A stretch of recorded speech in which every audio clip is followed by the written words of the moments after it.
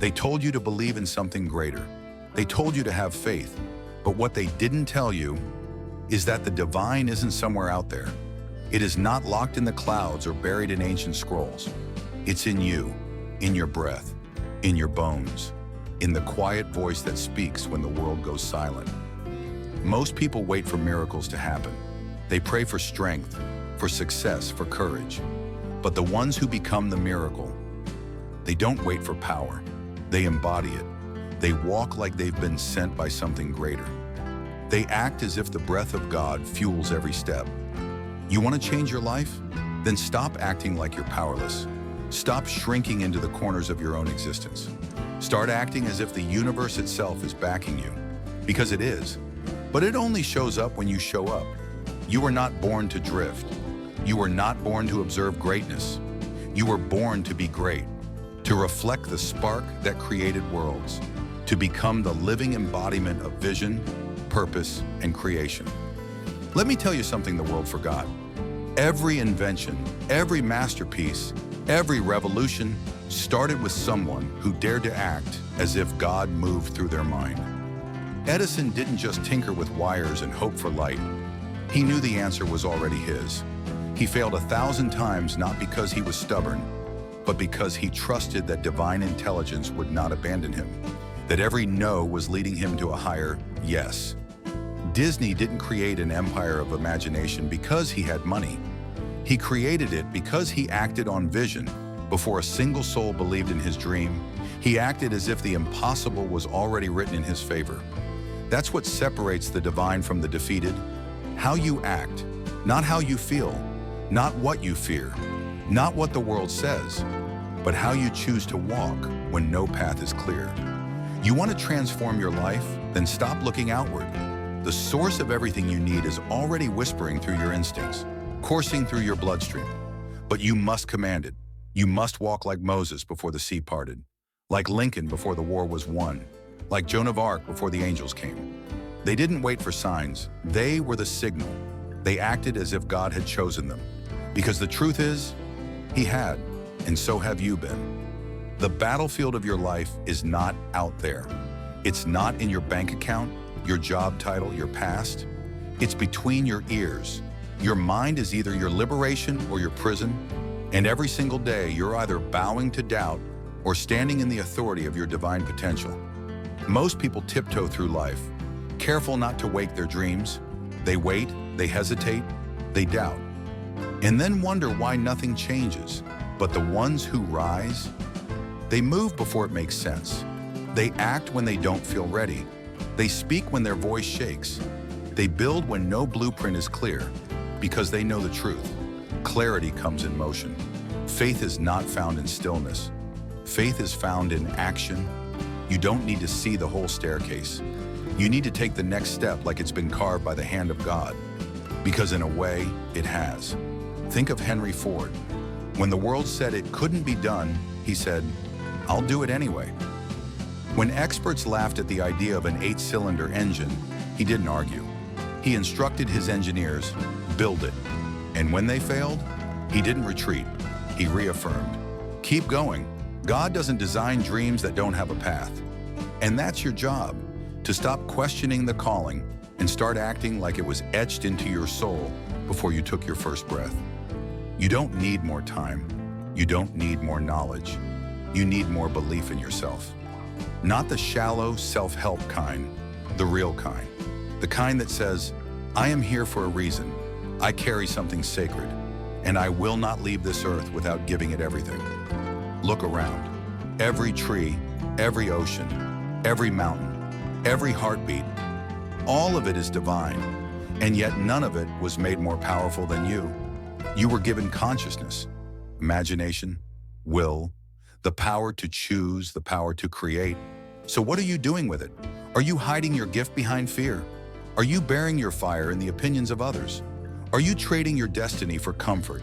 Because the truth is, you're not waiting on a sign. You are the sign. You are the one the world needs. You are the answer to someone's prayer. But you have to move like it. You have to speak like it. You have to act like it. Act as if the words you speak hold weight. Act as if your time is sacred. Act as if your goals are not optional. Act as if the power that built stars has chosen to express itself through you, because it has. And the moment you truly know that, not just intellectually, but viscerally, spiritually, undeniably, that's the moment your life begins to catch fire. Not the kind of fire that burns out, the kind of fire that lights up everyone around you. The world doesn't need another critic. It doesn't need another doubter.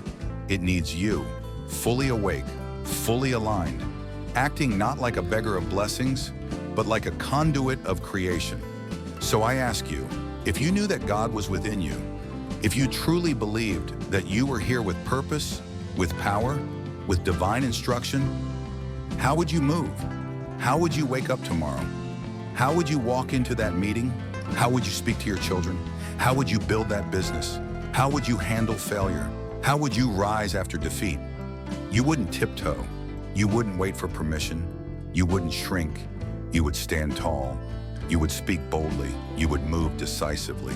You would live like every moment mattered, because it does. And the truth is, so do you. You are not here by accident. You didn't stumble into this life. You didn't randomly appear on this planet to pay bills and apologize for your own existence. You were assigned, appointed, breathed into by something eternal, and deep down you know it. That's why the ordinary never satisfies you. That's why small talk feels like starvation. That's why comfort feels like chains, because something inside you remembers. You were built for more, but the divine doesn't shout, it whispers, and most people are too distracted, too busy, too afraid to hear it. But not you, not now. You're beginning to feel the stirring, the unrest, the quiet burn in your soul that says, this isn't all I am, and that voice is right. You are capable of miracles, but only when you move like you believe in them. Not when you hope, not when you wish, but when you act like the outcome is already done. Because action is the highest form of belief. Anyone can dream, anyone can talk. But when you walk into a room like destiny is your shadow, the world takes notice, because greatness has a frequency. And when you walk in alignment with it, everything starts to bend in your favor. Not overnight, not without challenge, but with precision, with force, and with time. Your reality begins to reflect the power you carry. Carnegie once said, "The man who acquires the ability to take full possession of his own mind may take possession of anything else to which he is justly entitled." What did he mean by that? He meant that your mind is your kingdom, and if you rule it with doubt, you will be poor in every sense of the word. But if you rule it with faith, with vision, with the conviction that you are chosen, there is nothing the world can withhold from you. But you must choose every day to live not from your fears, but from your highest self. To wake up and remind yourself, I am not just a body. I am not just a name. I am the expression of divine intelligence. I am the echo of a higher purpose. And then go prove it, not to them, to you. Build the business, speak the truth, start the movement, write the book, make the call, leave what you've outgrown, step into the unknown, act like the outcome is already yours. Because when the vision is true, it is. That's what separates the dreamers from the finishers. One waits for proof, the other becomes it. Every time you choose courage over comfort, every time you speak life when your voice trembles, every time you show up despite doubt, you are chiseling your soul into the shape of greatness, and no one can do that for you. This world is waiting for you to stop playing human and start acting divine, not with arrogance, with authority. The kind that comes from knowing who walks with you, or better yet, within you. What would your life look like if you stopped negotiating with fear? If you stopped justifying your smallness? If you dropped the mask, the excuses, the delay, and moved like someone sent here to create, to lead, to lift others? Because I promise you, the greatest tragedy is not dying with your dreams. It's living every day as if they were never yours to begin with. You were not made to be passive. You were made to be a force, to shake foundations, to heal wounds, to break curses, to become the first in your family to walk fully in their calling. But it starts now, not next year, not when the timing is better, not when the fear goes away.